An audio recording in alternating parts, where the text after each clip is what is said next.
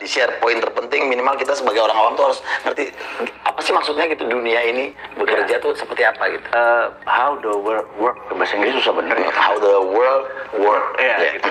Jadi tidak pernah berubah sejak tahun 45. Jadi sebelum tahun 45 dunia ini bergeser jauh, tapi setelah tahun 45 ke sini dunia ini tidak bergeser jauh. Setelah Long Telegram, ada sebuah buku yang menarik yang ditulis George Kennan, di mana dia adalah menaruh foreign policy yang diatur adalah Eropa adalah negara produsen, Amerika negara produsen, kemudian Timur Tengah adalah negara energi, kemudian Afrika adalah bahan bakunya Timur Tengah, Amerika Latin adalah bahan bakunya Amerika, kemudian Asia seperti Indonesia, Asia Tenggara, India, dan China adalah market. Kalau market itu tidak boleh miskin, tidak boleh kaya, gitu ya.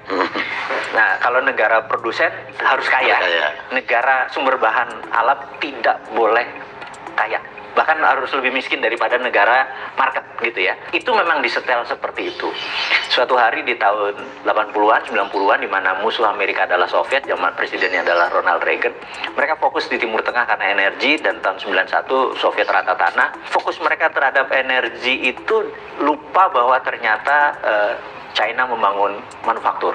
Dan China membangun manufaktur itu bukan sendirian, dia dengan geng globalis dalam tanda petik ini ya. Tahun 80-an itu masuk ke China hanya sebagai labor murah. China membangun produksi. Nah, begitu China 20 tahun kemudian, dunia shock di tahun 2008 pada saat Olimpiade Beijing. Di situ dunia shock karena China mendadak menjadi negara produsen, dan Amerika udah telat realize-nya, menyadarinya telat. Sudah telat gitu.